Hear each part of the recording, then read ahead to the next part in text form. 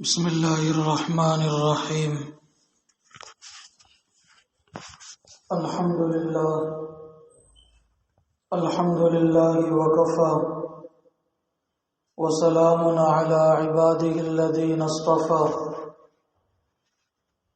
الحمد للہ رب العالمین والصلاة والسلام علی سید الانبیاء والمرسلین والعاقبۃ للمتقین اما بعد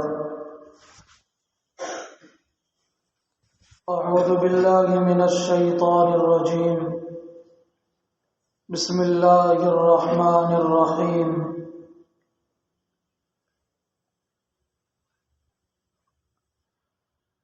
وذکر فإن الذکرى تنفع المؤمنین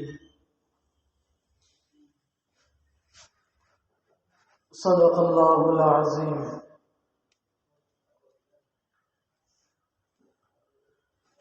کسی کہنے والے نے کہا، وہ گل گل نہیں جس میں بو نہیں، وہ گل گل نہیں جس میں بو نہیں، وہ دل دل نہیں جس میں تو نہیں۔ حقیقی معنی میں دل وہی کہلاتا ہے جس دل کے اندر اللہ تعالیٰ بستے ہیں، اور اللہ تعالیٰ اس دل میں بستے ہیں جو انسان کامل ہو۔ جو انسان ناقص ہوتا ہے، جس کا دل دل نہیں بنا ہوتا، ایسا انسان اس دنیا میں اور نہ آخرت میں اگر اللہ تعالیٰ نے فضل کا معاملہ نہ فرمایا کبھی کامیاب نہیں بن سکتا۔ اپنے آپ کو کامل بنانے کے لیے کاملین سے اپنا تعلق مضبوط کرنا پڑتا ہے، اور اپنی اندر پائی جانے والی ایک ایک روحانی اور مہلک بیماریوں کا ازالہ کرنا پڑتا ہے۔ یہی وجہ تھی کہ حضرات صحابہ اللہ کے نبی علیہ الصلوۃ والسلام سے اپنے آپ کو کامل اور کامیاب انسان بنانے کے لیے بڑے عجیب سوالات کیا کرتے تھے۔ علامہ جلال الدین سیوطی رحمۃ اللہ علیہ نے ایک روایت نقل کی ہے جس میں ایک سائل نے اللہ کے نبی علیہ الصلوۃ والسلام سے بڑے عجیب سوالات کیے، اور اللہ کے نبی علیہ الصلوۃ والسلام نے بڑے پیارے جوابات عطا فرمائے۔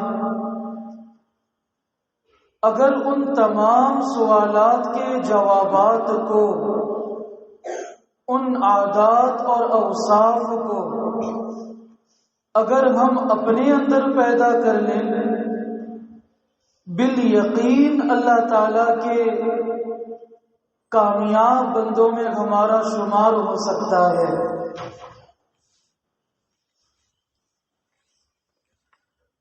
اس سائل نے سب سے پہلا سوال کیا اللہ کے نبی علیہ السلام سے، اے اللہ کے نبی، میری خواہش ہے کہ میں بڑا عالم بن جاؤں، اتنا بڑا عالم بنوں کہ پوری دنیا میں مجھ سا بڑا کوئی عالم ہی نہ ہو۔ ہماری بھی چاہت ہوتی ہے کہ ہم بڑے عالم بن جائیں۔ اللہ کے نبی علیہ السلام نے ارشاد فرمایا، تو اللہ تعالیٰ سے ڈرتا رہے، بس تو بڑا عالم بن جائے گا۔ یعنی اللہ کا خوف اور اس کے حکموں پر عمل علم و حکمت کے خزانے خود ہی فراہم کریں گے۔ سب سے بڑے عالم کی نشانی یہ ہے، گرچہ اس کی علمی صلاحیت اتنی پختہ نہ ہو، اگر کسی نے اپنے آپ کو ایسا بنایا کہ اس کا دل اللہ تعالیٰ کے خوف کا اور محبت کا مرکز بن جائے۔ اللہ کے نبی علیہ السلام فرماتے ہیں کہ وہ دنیا کا سب سے بڑا عالم ہے، اور جس کو اللہ تعالیٰ سب سے بڑا عالم بنا دیں اپنی محبت اور خوف کی بنیاد پر، اس دنیا کے اندر اللہ کے ایسے بندے گزرے جو بظاہر جنہوں نے مدارس میں رہ کر نصاب کو پورا نہیں پڑھا، درسیات نہیں کی، لیکن اپنے تقوی کی بنیاد پر، علم کی بنیاد پر اللہ تعالیٰ نے ایسا بنا دیا کہ وقت کے بڑے بڑے علماء نے اپنے گھٹنے ان کے سامنے ٹیک دیے۔ بہت ایسی مثالیں ملتی ہیں، جیسے ہمارے ماضی قریب کے بزرگوں میں حضرت حاجی امداد اللہ مہاجر مکی رحمت اللہ علیہ تھے۔ گرچہ بظاہر عالم نہیں تھے، لیکن اللہ کی محبت اور تقوی کا یہ عالم تھا کہ اس زمانے کے جتنے بڑے اکابر علماء گزرے، شیخ الہند حضرت مولانا محمود حسن دیوبندی رحمت اللہ علیہ، حکیم الامت مولانا اشرف علی تھانوی رحمت اللہ علیہ، شیخ الاسلام مولانا حسین احمد مدنی رحمت اللہ علیہ، عالم ربانی فقیہ بے مثال حضرت مولانا رشید احمد گنگوئی رحمت اللہ علیہ، حافظ ضامن شہید رحمت اللہ علیہ، شیخ زمانہ شیخ محمد تھانوی رحمت اللہ علیہ، بڑے بڑے اکابر علماء نے اپنے آپ کو ان کے سامنے جھکا دیا۔ یہ وجہ تھی اللہ تعالیٰ کا خوف تھا۔ کتنا خوف تھا! ایک زمانہ وہ بھی آیا حضرت حاجی امداد اللہ مہاجر مکی رحمت اللہ علیہ پر اللہ تعالیٰ کی استحضار کی کیفیت کا اتنا غلبہ پایا جاتا تھا کہ بعض دفعہ پیر جب لمبے کرتے تو فوراً سمیٹ لیتے۔ کوئی پوچھتا کہ حضرت کیا ہوا؟ کہتے کہ میرا اللہ مجھے دیکھ رہا کہ مجھے یہ بات پسند نہیں کہ میرا اللہ مجھے دیکھ رہا ہو اور میں اپنے پیروں کو لمبا کروں۔ اتنا خوف اللہ تعالیٰ کا۔ پھر اس بندے نے پوچھا اللہ کے نبی میں چاہتا ہوں کہ میں دنیا کا سب سے بڑا دولت مند بن جاؤں، یعنی اتنی دولت میرے پاس آ جائے کہ کسی کے پاس اتنی دولت ہی نہ ہو۔ اللہ کے نبی علیہ السلام نے ارشاد فرمایا تو قناعت اختیار کر مالدار ہو جائے گا۔ یہ بہت اہم چیز ہے۔ جو بندہ جتنا قانع ہوتا ہے اللہ تعالیٰ اسے اتنا مالدار بنا دیتے ہیں، اور جس بندے کے اندر فضول خرچی کا جتنا زیادہ اس کا اپنا مزاج ہوگا، بالیقین مالی اعتبار سے وہ بندہ اتنا پریشان رہے گا، گرچہ اس کی آمدنی کا ذریعہ لاکھوں کروڑوں روپے کیوں نہ ہو۔ تو اپنے آپ کو قانعین میں شمار کرنا چاہیے، قناعت اختیار کر لیا جائے، اللہ تعالیٰ اس دنیا کا سب سے بڑا مالدار بنائیں گے۔ قناعت کا آسان سا خلاصہ یہ ہے سمجھنے کے اعتبار سے کہ بندہ اپنے آپ کو فضول چیزوں سے بچائے، فضول چیزوں کی خریداری نہ ہو، فضول چیزوں میں اپنا پیسہ ضائع نہ ہو۔ قناعت کا یہ مطلب نہیں کہ کنجوسی اور بخل اختیار کر لیا جائے، جتنی ضرورت ہو اتنا ہی استعمال۔ یہ ایسی چیز ہے جیسے ہماری زبان میں کہتے ہیں کہ جتنی چادر اتنا ہی پھیلایا جائے۔ اس سے اللہ تعالیٰ ایسے بندے کو دنیا کا بڑا مالدار بندہ بنا دیتے ہیں۔ پھر اس بندے نے پوچھا اللہ کے نبی میری خواہش ہے کہ سب سے بہتر شخص بن جاؤں۔ ہم بھی چاہتے ہیں کہ ہم سب سے بہتر انسان بن جائیں۔ اللہ کے نبی علیہ السلام نے جواب دیا سب سے بہتر وہ ہے جو لوگوں کو نفع پہنچائے، جس کی یہ چاہت ہو کہ میری ذات سے بس لوگوں کو نفع پہنچے، علم کے اعتبار سے، روحانیت کے اعتبار سے، مال کے اعتبار سے، جس اعتبار سے بھی کیوں نہ ہو، بس میں اپنی ذات کو ایسی ذات بناؤں کہ بس میری ذات لوگوں کے لیے نفع والی بن جائے، میں بات کروں تو لوگوں کے لیے نفع، میں جو کچھ کام کروں بس اس سے لوگوں کو نفع پہنچے۔ اللہ کے نبی فرماتے ہیں کہ سب سے بہتر انسان وہ ہے جو لوگوں کو نفع پہنچائے۔ پھر اس بندے نے پوچھا، اللہ کے نبی میں سب سے بڑا عادل شخص بننا چاہتا ہوں، انصاف کرنے والا۔ اللہ کے نبی علیہ السلام نے ارشاد فرمایا، اگر تو سب کے لیے وہی پسند کرے جو اپنے لیے پسند کرتا ہے تو سب سے زیادہ منصف اور عادل شخص بن جائے گا۔ بہت ہی زیادہ اللہ تعالیٰ کو یہ چیز پسند ہے، جو چیز ہم اپنے لیے پسند کریں اللہ کے بندوں کے لیے وہی چیز پسند کریں۔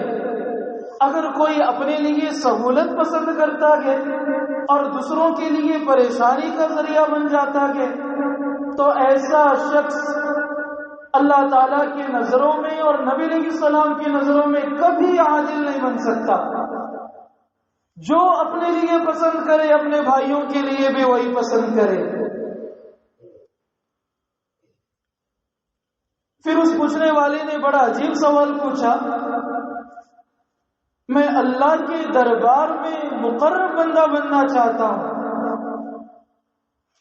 کتنا خوش نصیب ہوگا ایسا بندہ جسے اللہ تعالیٰ کا خصوصی قرب مل جائے۔ کہتے ہیں کہ اللہ کے نبی یہ بتائیں کہ میں اللہ کا مقرب بندہ کیسے بنوں؟ اللہ کے نبی علیہ السلام نے جواب دیا، ذکر الہی میں مصروف رہنا، تیری خواہش پوری ہو جائے گی۔ جتنا ہو سکے اللہ تعالیٰ کا ذکر، تلاوت قرآن اللہ تعالیٰ کا ذکر ہے، نماز اللہ تعالیٰ کا ذکر ہے، لسانی ذکر بھی اللہ تعالیٰ کا ذکر ہے، قلبی ذکر بھی اللہ تعالیٰ کا ذکر ہے۔ جو بندہ جتنا اللہ تعالیٰ کا ذکر کرتا ہے اس کی اپنی دل کی تار اللہ تعالیٰ سے اتنی مضبوط ہوتی جاتی ہے۔ کسی جگہ پر نیٹ ورک کا ٹاور لگ جائے، جو بندہ اس نیٹ ورک کے ٹاور سے جتنا دور جاتا جائے گا اس کے موبائل سے، سم کارڈ سے جو کنیکٹنگ کا تعلق ہوتا ہے وہ اتنا ہی کمزور ہوتا چلا جائے گا، اور جو جتنا قریب آئے گا جتنا قریب آئے گا جتنا قریب آئے گا اس کے موبائل کا، سم کارڈ کا نیٹ ورک اتنا مضبوط ہوتا چلا جائے گا۔ بعض دفعہ موبائل کے اندر سم کارڈ 4G کا ہوتا ہے لیکن ٹاور سے دور ہونے کی بنیاد پر 2G نیٹ ورک بھی نہیں پکڑتا۔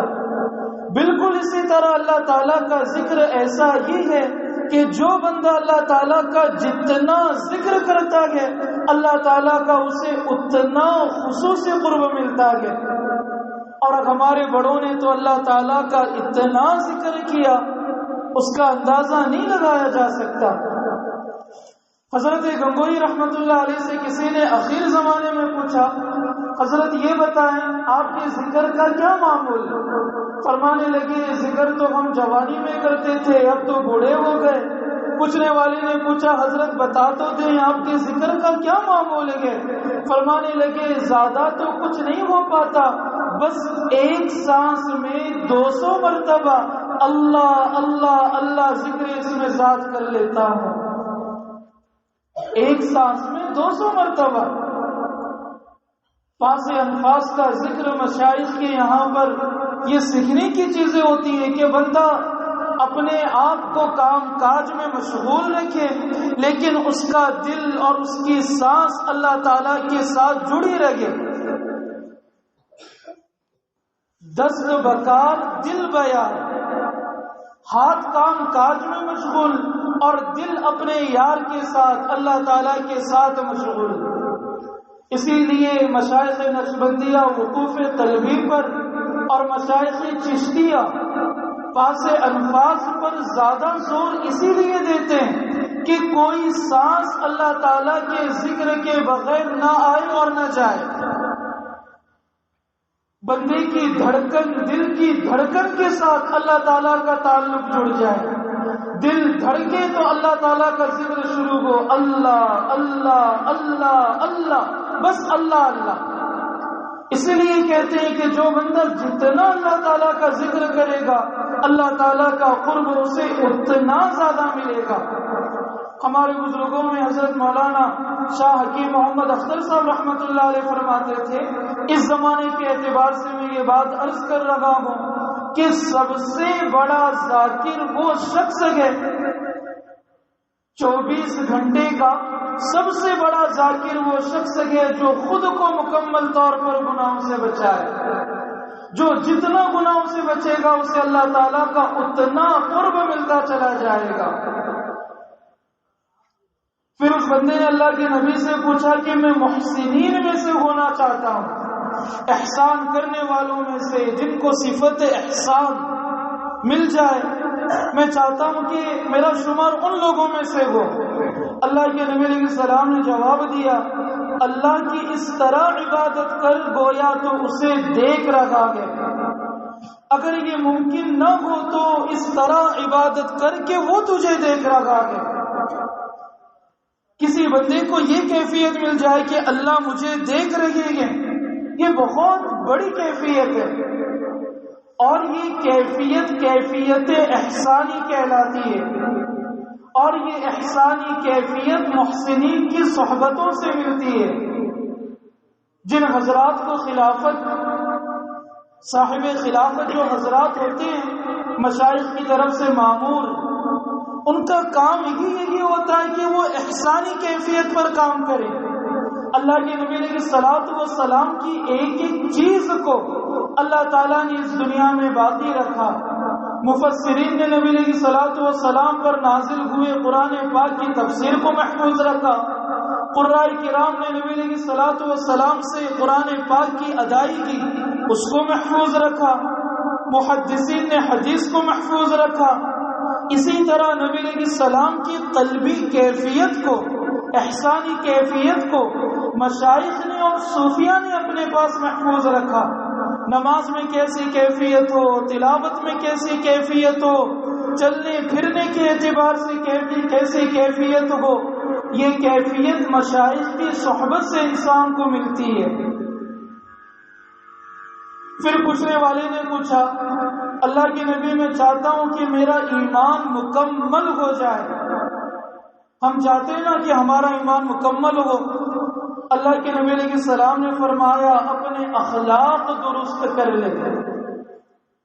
اگر ہم بھی چاہتے ہیں کہ ہمارا ایمان مکمل ہو جائے، کامل ہو جائے، ہمیں چاہیے کہ ہم اپنے اخلاق درست کریں۔ حکیم الامت حضرت تھانوی رحمۃ اللہ علیہ فرماتے تھے، اخلاق کا پورا خلاصہ یہ ہے اپنی ذات سے کسی کو تکلیف نہ پہنچے، اپنی ذات سے کسی کو تکلیف نہ پہنچے، یہ اخلاق کا خلاصہ۔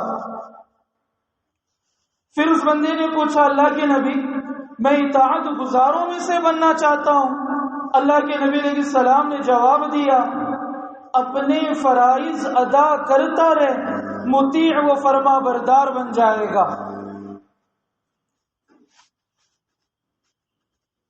اطاعت گزاروں میں یعنی ایسا بندہ جو اللہ تعالیٰ کی ہر چیز میں اطاعت کرتا ہے۔ اللہ کے نبی نے جواب دیا کہ اپنے فرائض سے متعلق جتنی چیزیں ان تمام چیزوں میں اپنے آپ کو پابند بنا لو، اللہ تعالیٰ کے مطیع و فرما بردار بندے بن جاؤ گے۔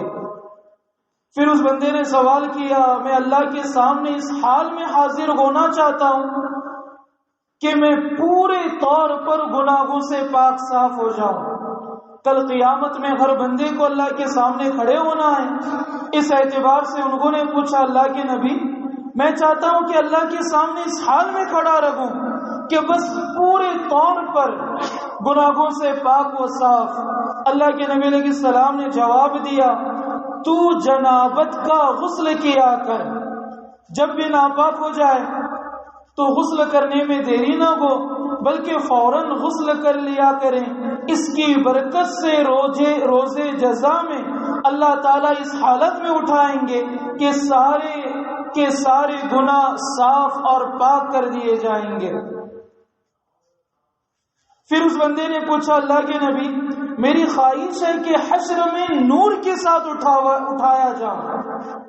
قرآن پاک میں بھی آتا ہے بعض بندے ہوں گے جن کے ساتھ نور ہوگا جو ان کی رہنمائی کرے گا جنت کی طرف، تو میں چاہتا ہوں کہ مجھے وہ نور ملے۔ اللہ کے نبی نے فرمایا تو کسی پر ظلم مت کر، تو کسی پر ظلم مت کر، قیامت کے دن نور میں اٹھایا جائے گا۔ اب ظلم کسے کہتے ہیں؟ علماء نے ظلم کی تعریف کی وضع الشیء علی غیر محلی، ہر وہ کام جو کام جس جگہ پر کرنا چاہیے اس کام کو اس کے علاوہ جگہ پر کر لیا جائے تو یہ ظلم ہو گیا۔ مثال کے طور پر گھڑی ہاتھ میں پہنتے ہیں، اگر کسی نے گھڑی پیر میں پہن لی تو وضع الشیء علی غیر محلی والا قاعدہ پایا گیا تو یہ ظلم مانا جائے گا۔ تو اپنے آپ کو ایسا بنایا جائے کہ اپنے جسم سے ہمارے سے ظاہر ہونے والا اور صادر ہونے والا کوئی فعل ایسا نہ ہو جو کسی کے لیے ظلم کا ذریعہ بن جائے۔ پھر اس نے پوچھا میں چاہتا ہوں اللہ تعالیٰ مجھ پر رحم کرے۔ اللہ کے نبی علیہ السلام نے جواب دیا تو اپنی جان اور خلق خدا پر رحم کر، اللہ تعالیٰ تجھ پر رحم کرے گا۔ ہم اللہ کے بندوں پر رحم کریں، اللہ تعالیٰ ہم پر رحم کا معاملہ کریں گے۔ حضرت والا ہردوئی رحمت اللہ علیہ، اس سے پہلے بھی میں نے واقعہ سنایا تھا، ایک مرتبہ وضو کے لیے بیٹھے، اٹھے وہاں سے دوسرے جگہ پر بیٹھ گئے، پھر اٹھے تیسری جگہ پر بیٹھ گئے، پھر اٹھے چوتھی جگہ پر بیٹھ گئے، پھر آپ نے وضو مکمل فرمایا۔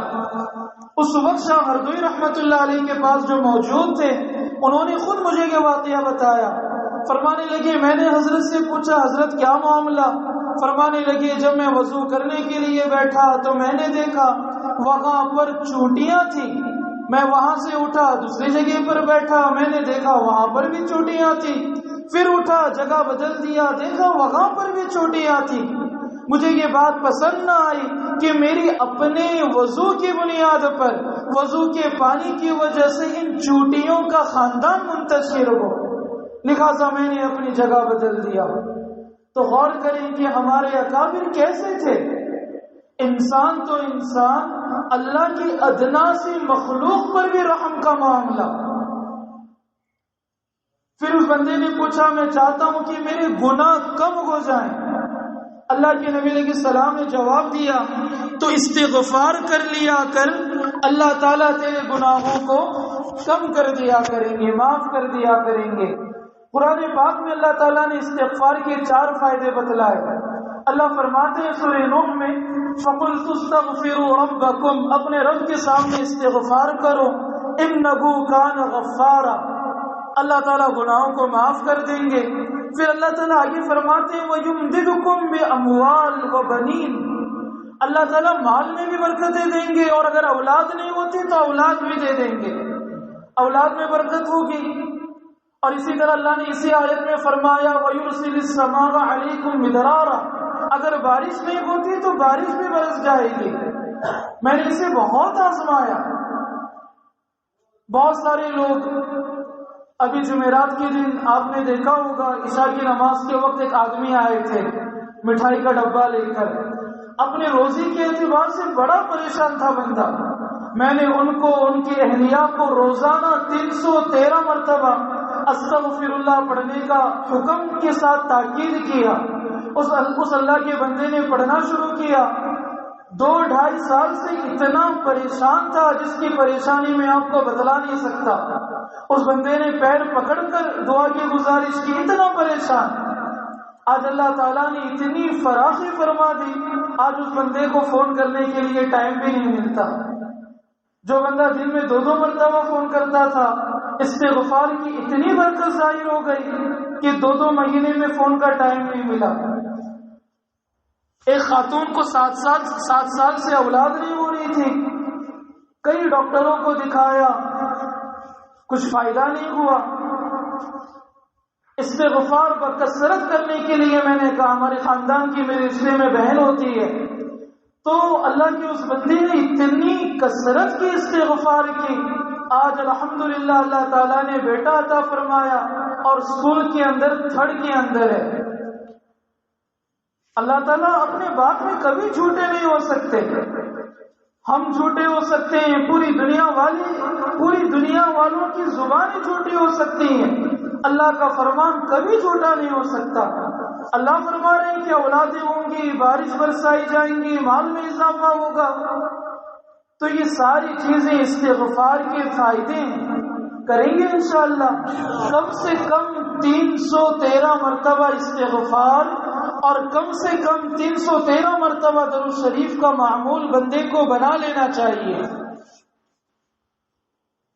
پھر اس بندے نے پوچھا کہ میں بڑا بزرگ بننا چاہتا ہوں، بڑا اللہ والا بننا چاہتا ہوں۔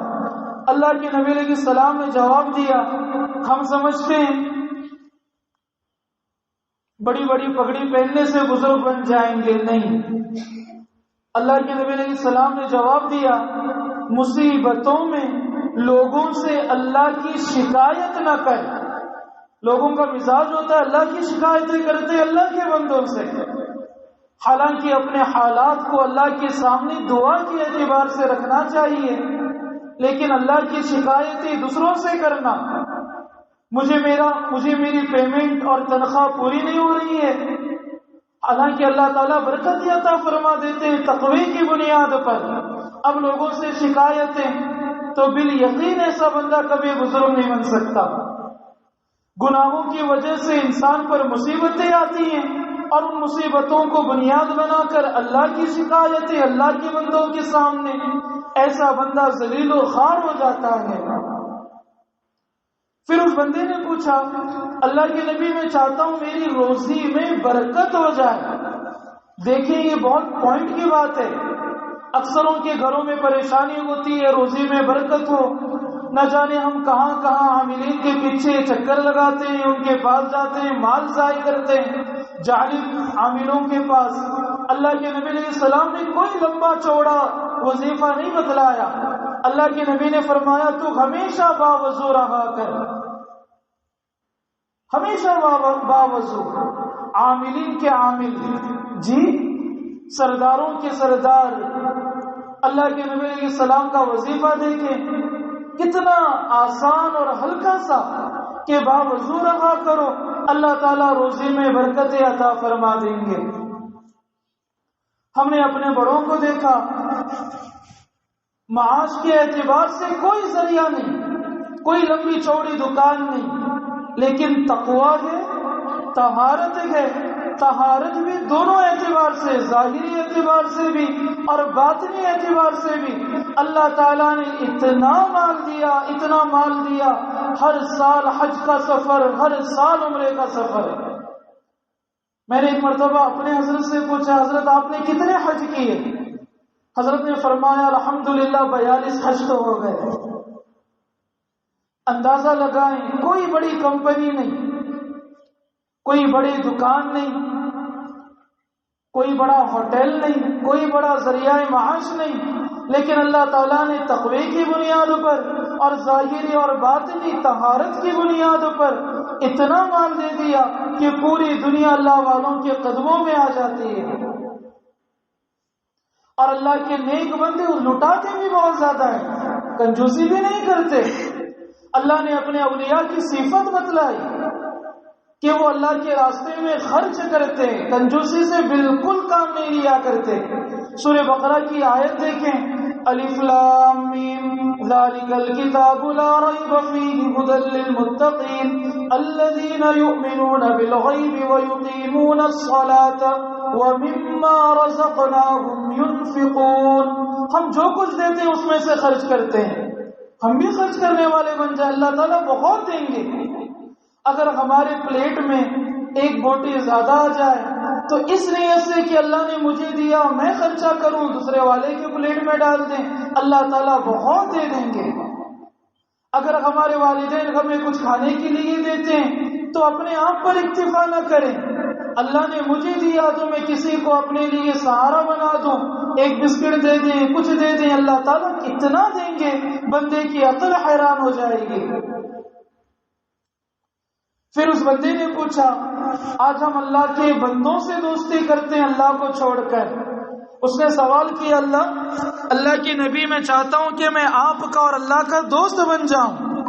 اللہ کے نبی نے جواب دیا جو چیزیں اللہ اور اس کے رسول کو پسند ہیں ان کو پسند کر، اور جن چیزوں سے اللہ و رسول کو نفرت ہے ان سے نفرت کر.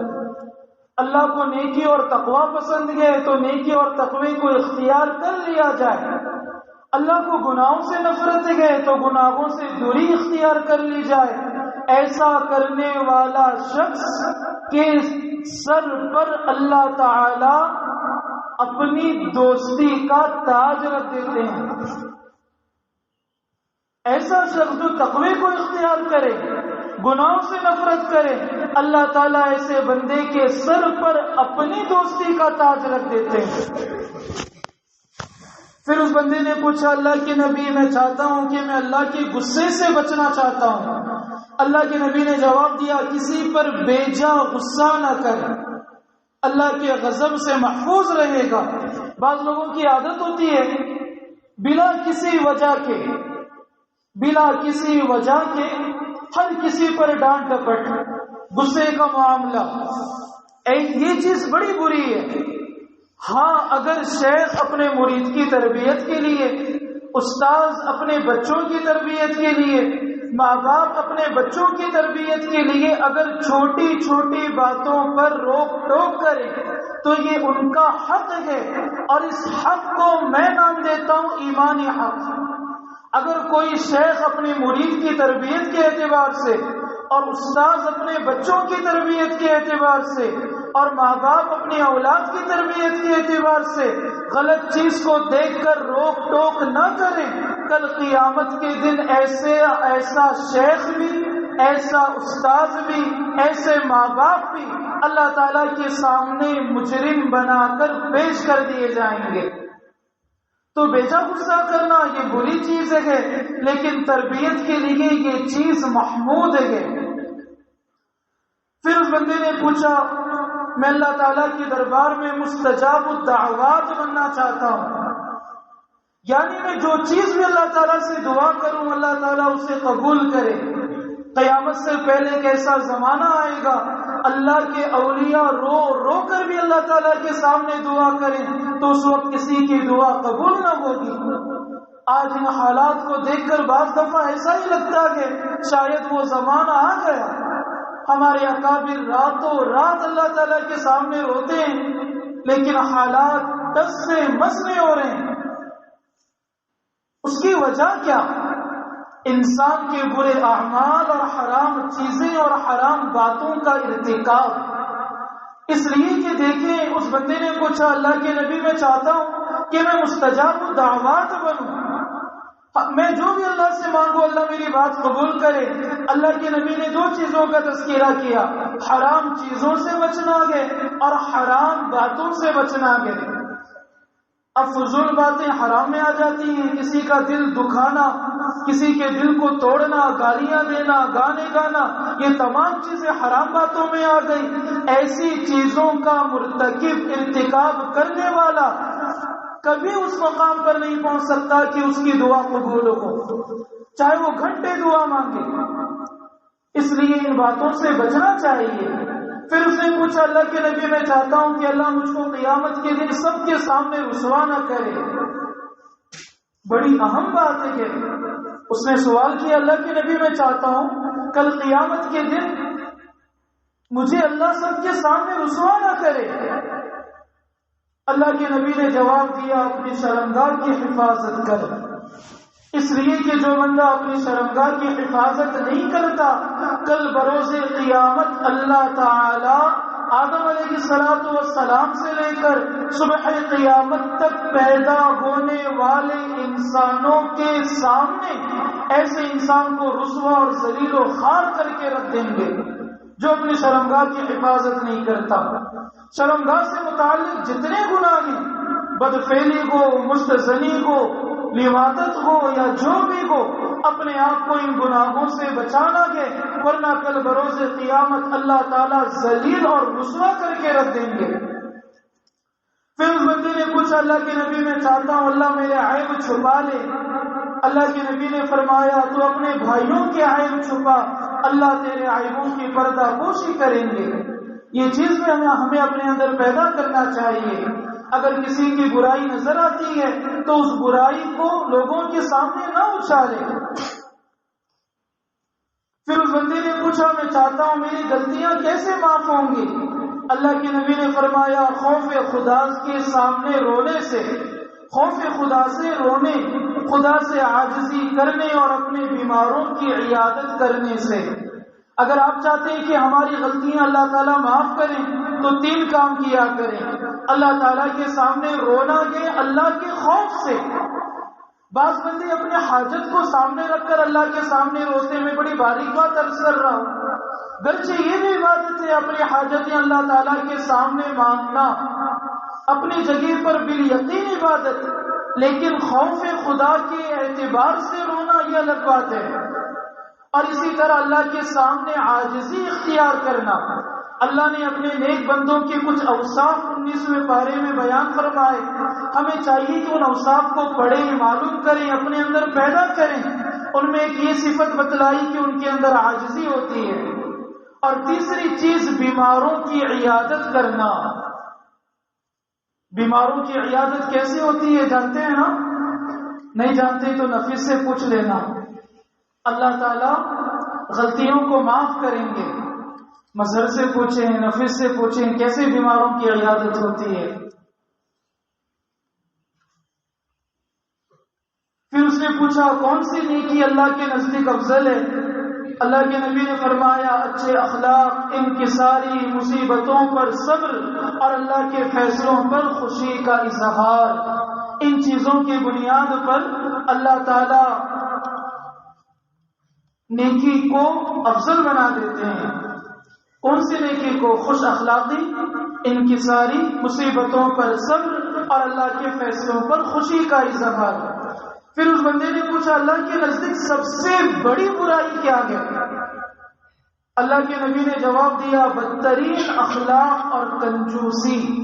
بدترین اخلاق کی تشریح میں یہ کروں گا اپنی ذات سے تکلیف پہنچانا انسانوں کو، اپنی ذات سے تکلیف پہنچانا فرشتوں کو گناہ لکھنے کے اعتبار سے، اپنی ذات سے تکلیف پہنچانا نبی علیہ السلام کو ان کی تعلیمات کے خلاف عمل کر کے، اپنی ذات سے تکلیف پہنچانا اللہ تعالیٰ کو اللہ تعالیٰ کی نافرمانی کر کے.